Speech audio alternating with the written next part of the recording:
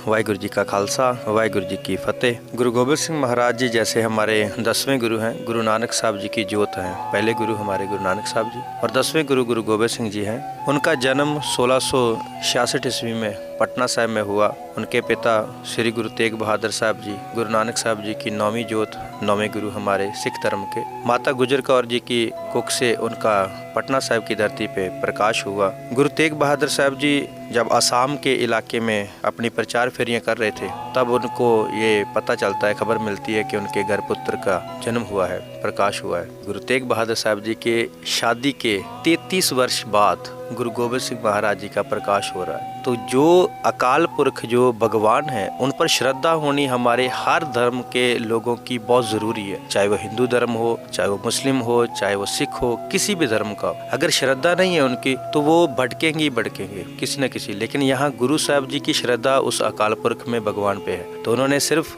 संयम से उनकी परीक्षा जितनी भी उस भगवान ने उनकी ली है, तो वो परीक्षा देते गए हैं और इतना संतोष किया कि 33 वर्ष बाद गुरु गोबिंद, और देखिए 33 वर्ष बाद गुरु गोबिंद सिंह का जन्म हो रहा है और गुरु तेग बहादुर साहब जी उनसे 5 साल बाद मिल रहे हैं, जब वो 5 साल के हो गए। तो ये हमारे गुरुओं की कुर्बानियां हैं कि उन्होंने इसलिए नहीं मिले गुरु तेग बहादुर साहब जी, क्योंकि वो प्रचार यात्रा में थे, लोगों को सुधार रहे थे, लोगों को विश्वास दिला रहे थे कि भगवान है। गुरु नानक साहब ने जैसा कहा है वैसा ही भगवान है, और आप भगवान पर श्रद्धा रखकर चलोगे तो आप कभी भी भटकोगे नहीं। तो हर धर्म में भगवान पर श्रद्धा, और प्रचार फेरियों का मकसद यही था कि सच का मार्ग दिखाना, सच पर चलना है। और सच पर चलने के लिए, ईमानदारी की किरत करने के लिए प्रचार फेरियां आरम्भ की थी। और जब प्रचार फेरियां हो गई तब वो वापस आकर 5 साल बाद अपने पुत्र से मिल रहे हैं। और गुरु तेग बहादुर साहब जी जैसे ही अपना नया नगर बसाते हैं, 3 गांव की जमीन को लेकर वहां एक माखोवाल नाम का नगर बसाते हैं, जिनको आज हम अनंतपुर साहब कहते हैं। वो नगर का नाम पहले माखोवाल था। उसके बाद गुरु तेग बहादुर साहब जी ने उसका नाम अपनी माता नानकी जी के नाम पर उनका नाम चक नानकी उस गांव का रख दिया था, उस शहर का रख दिया था। उसके बाद ये अनंतपुर हो गया। 5 साल बाद गुरु साहब जी ने अपने बेटे को वहाँ, गुरु गोबिंद सिंह जी और अपनी पत्नी माता गुजर कौर जी को, सभी को वहाँ लेकर गए। और गुरु गोबिंद सिंह जी का जो जन्म के बाद जो उनका जीवन है बचपन का, उनका बचपन पटना साहिब में ही गुजरा है। पटना साहिब में रहते हुए अपने बच्चों के साथ, जैसे वो भी बच्चे हैं उनके साथ, वहाँ पटने में रहने वाले और भी कई बच्चे हैं, उनके साथ व्यतीत हुआ। और वो माता गुजर कौर जी के सिखाए हुए रास्ते पर चल रहे हैं कि पहले धर्म है, सभी का भला करना है, सभी को प्यार देना है, सभी का सत्कार करना है। लेकिन अगर कोई अहलकार आ जाए, कोई नवाब अपने से बड़ा आ जाए, वो बोले कि मुझे सलाम ठोको, तो वो नहीं करना। क्योंकि भगवान ही हमारे लिए नवाब है, भगवान ही हमारे लिए सुल्तान है, भगवान ही हमारा पिता है। उस भगवान के अलावा किसी और को सर नहीं झुकाना, सलाम नहीं करनी। और वहीं की घटना है पटना साहिब की, जब नवाब पटने का वहां से गुजर रहा था तो सभी सलाम ठोक रहे थे, गुरु गोबिंद सिंह जी ने नहीं ठोका। उनका पहला नाम गोविंद राय था। गोबिंद सिंह तब हुआ जब 1699 की बैसाखी में उन्होंने खंडे बाटे की पहुल ली, अमृत छका। उसके बाद गुरु गोबिंद सिंह जी हुए। पहले गुरु गोबिंद सिंह जी का नाम गोविंद राय था, और गोविंद राय जी ने नवाब को सलाम नहीं किया। और गुरु गोबिंद सिंह जी के मामा कृपाल चंद के पास नवाब का लिखा हुआ पत्र गया कि आपके भांजे ने हमें सलाम नहीं किया, बच्चे ने सलाम नहीं किया, ये शिकायत की गई थी उस वक्त। लेकिन कृपाल चंद ने सोचा कि ये बात मैं अपने जीजा जी को, गुरु तेग बहादुर साहब को बताना जरूर। वो असम में थे, उन्होंने वहाँ उनको संदेश भेजा, और वहाँ से गुरु तेग बहादुर साहब जी बोल रहे हैं कि जो गोविंद किया वो भला किया, किसी नवाब को सलाम नहीं करनी। अगर नवाब घर भी आ जाए ना, तो गोविंद के पैरों की तरफ बिठाना, उसे सर की तरफ मत बिठा देना। तो जो गोविंद ने किया वो अच्छा किया है, भला किया है, ये कोई गलत नहीं है। नवाब को सलाम नहीं करनी। ये बहुत सारी घटनाएं हैं जो शुरू से माता गुजर कौर जी, उनकी माता जी, अपने बेटे को सिखा रही है। और माता गुजर कौर जी जो सिखा रही है, गुरु नानक साहब जी का संदेश है। पहला संदेश गुरु नानक साहब जी के 3 उपदेश है। किरत करो, नाम जपो, वंड छको। सबसे पहले ईमानदारी की किरत करनी है, कमाई करनी है। उसके बाद नाम जपने की बात की है कि कमाई करोगे, अपने घर को पालोगे, तो अपना भगवान आपके साथ होना चाहिए, क्योंकि ईमानदारी है तो भगवान आपके साथ है। इसीलिए 13-13 गुरु नानक साहब ने तोला था ना। किरत तो गुरु नानक साहब ने भी की है, हाल तो गुरु नानक साहब ने भी जोए है ना। तो किरत करनी है, ईमानदारी की करनी है। तो ये साखियाँ उन्हीं के रिलेटेड हैं कि भाई तुम गरीबों का हक मारते हो, उनका खून चूसते हो, उनकी खून पसीने की कमाई तुम खा रहे हो। तो ऐसा नहीं करना। तो भगवान ये तो नहीं है कि किसी जगह पर है और किसी जगह पर नहीं है, भगवान हर जगह पे। आप बुरा करोगे तब भी भगवान देख रहा है, अच्छा करोगे तब भी भगवान देख रहा है। तो गुरु गोबिंद सिंह महाराज जी ने इसी अपनी माँ की बातें सुन सुनकर गुरु नानक साहब जी की पहले 9 गुरु साहिबान तक उन्होंने अपनी बातें सुनी है। पिताजी की भी, अपने दादा गुरु हरगोबिंद साहब जी की भी बातें सुनी है, जो मीरी पीरी के मालिक रहे। गुरु गोबिंद सिंह जी के वो दादाजी हैं, और जो परदादा जी हैं वो गुरु अर्जन साहब जी हैं, जो तत्ती तवी पर बैठ जाते हैं। तो ऐसे उनको शिक्षा मिलती रही है कि पहले धर्म का कार्य करना है, किसी मजलूम पर अत्याचार नहीं करना, सभी को प्यार करना है। तो ये बच्चों में खेलते हुए माँ गुजर कौर से सुनकर और उसके बाद अपने साथियों को भी यही संदेश देते थे, प्यार करो, अच्छे से खेलो, अच्छे से रहो। और वहाँ जंग युद्ध की तैयारियां भी करवाते रहे। इतिहास की कई बार घटनाएं भी पढ़ लेते हैं तो वो आती है जब आनंदपुर में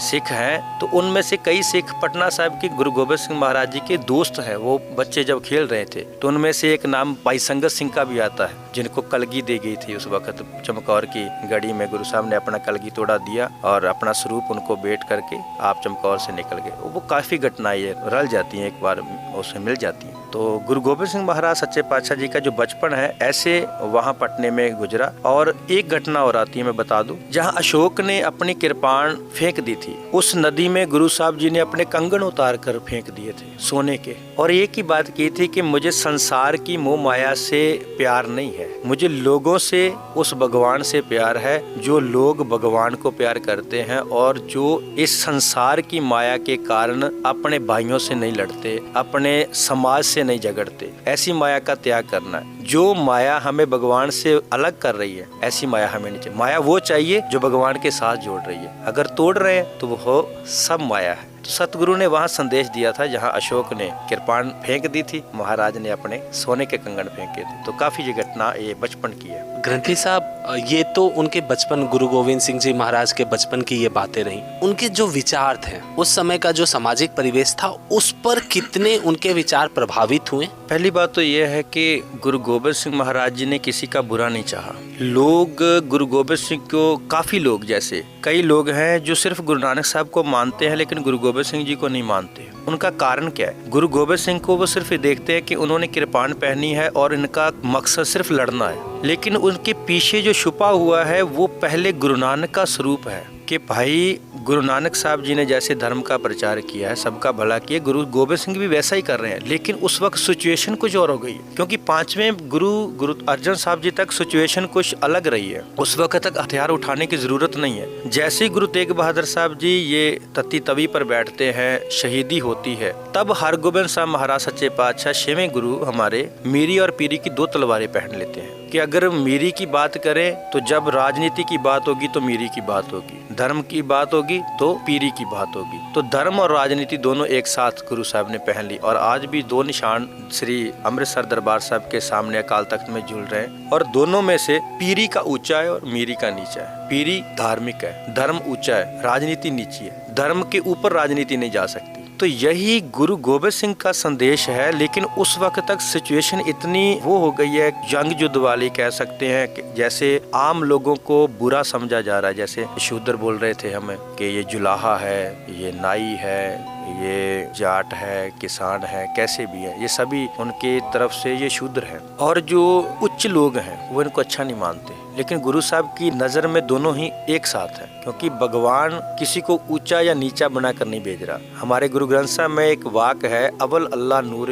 पाया, कुदरत के सब बंदे, एक नूर ते सब जगह उपजा, कौन पले को मंदे। भगवान एक है, उसी एक भगवान ने हम सबको भेजा है यहाँ धरती पे। तो फिर भाई कोई ऊंचा है, कोई नीचा है, कोई अच्छा है, कोई बुरा है, कैसे हो सकता है? सिर्फ उसके काम बुरे या अच्छे हो सकते हैं। उसके काम बुरे हैं तो आदमी बुरा है, उसके काम अच्छे हैं तो वो आदमी अच्छा है, उसकी जात भी अच्छी है। गुरु गोबिंद सिंह जी का यही सबके साथ प्रेम था कि आम लोगों को अपने साथ बिठाना, प्यार देना, उनको भगवान की बातें करना, उनको संदेश देना सच का, प्यार का, ईमानदारी का, और अपने अपने धर्म में पक्के रहना। गुरु गोबिंद सिंह जी ने किसी का धर्म बदला नहीं है। आप जब इतिहास को पढ़ोगे तो नंदलाल की बात आएगी। वो पूरी उम्र भाई नंदलाल ही रहे, नंद सिंह नहीं हुए, लेकिन रह गुरु गोबिंद सिंह जी के साथ रहे हैं। अगर दुनी चंद की बात करेंगे तो वो भी सिंह नहीं है। तो ऐसे है कि गुरु गोबिंद सिंह जी के पास जो आ रहा है, तो गुरु गोबिंद सिंह जी ने यही कह रहे हैं कि भाई जो तुम अपने धर्म में रह रहे हो ठीक है, किसी को तलवार की नोक पर धर्म नहीं बदला जा रहा।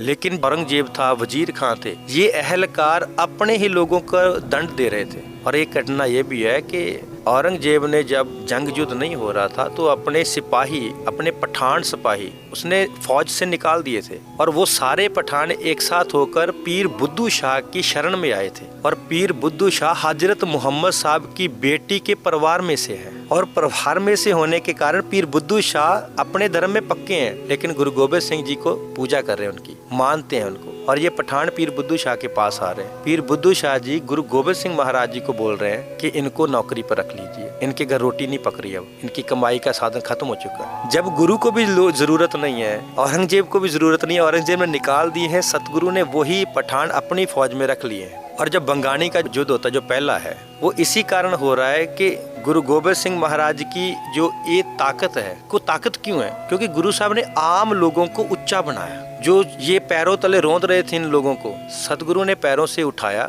अपने साथ अपने कंधे से कंधा मिलाकर उनको लड़ने की ताकत दी कि आप ऐसे बुजदिल नहीं है, आप भी इनसे लड़ सकते हो, आप क्यों अपने हक की खातिर क्यों नहीं लड़ते? जैसे वो कहते हैं ना कि जुल्म करना पाप है, तो भाई सहना भी पाप है। हम अपने बच्चों को क्या सिखाएंगे, क्या बताएंगे कि हमने जुल्म सहते आ रहे हैं, आप भी सही जाओ? नहीं, गुरु साहब ने ऐसा नहीं किया। गुरु साहब ने कहा औरंगजेब है, वजीर खां है, ये बाईधार के पहाड़ी राजे हैं जो आपको मानते नहीं है, तो सब आपको शूद्र कह रहे हैं। मैं बता रहा हूँ कि गुरु गोबिंद सिंह जी के विचार कैसे थे। उनके विचार सभी के लिए एक साथ थे। उन्होंने ना तो औरंगजेब को बुरा कहा, ना वजीर खां को बुरा कहा, किसी से लड़ाई थोड़ी है। उल्टा जो बाईदार के पहाड़ी राजे हैं, जैसे भीमचंद हो गया, अजमेर चंद हो गया, तो इनके साथ भी कोई लड़ाई थोड़ी है। उल्टा गुरु हरगोबिंद साहब ने इनकी मदद की है। तो गुरु गोबिंद सिंह जी भी ऐसा ही कर रहे हैं, किसी के साथ युद्ध जंग नहीं लड़ रहे, कोई भी ऐसा बड़ा शांत माहौल चल रहा है। लेकिन सतगुरु जी सिचुएशन को देख रहे हैं, हालात देख रहे हैं, उसके हिसाब से तैयारी अपनी कर रहे हैं, अपनी फौज बना रहे हैं, तो वो बन भी रही है। और वो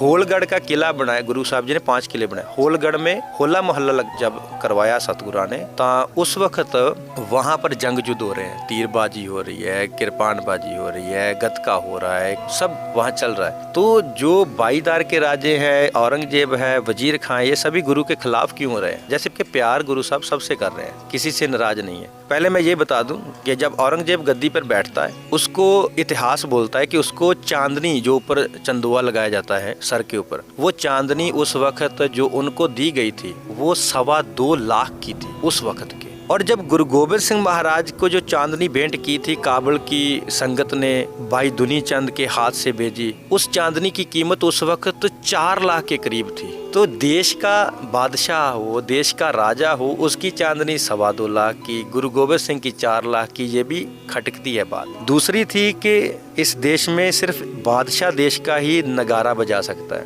और कोई नहीं बजा सकता। गुरु गोबिंद सिंह जी ने रणजीत नगारा तैयार करवाया, इतिहास के मुताबिक उस वक्त 17,000 का था। तो ऐसी बातें थी कि बाज नहीं रखना, अपने दर्शन नहीं देने, जैसे हमारे पंजाबी में बोलते हैं कि सभी संगत को इकट्ठे करके गुरु साहब दर्शन देते थे, तो ऐसे दर्शन नहीं देने, तख्त नहीं लगाना है, तो ऐसे कई सारी बातें थी। उस वक्त असम के राजा ने प्रसादी हाथी भेंट किया था, तो प्रसादी हाथी, उसे व्हाइट एलिफेंट भी कहते हैं, तो वो हाथी गुरु गोबिंद सिंह के पास है लेकिन बादशाह के पास नहीं है। ये काफी सारी चीजें हैं जो ये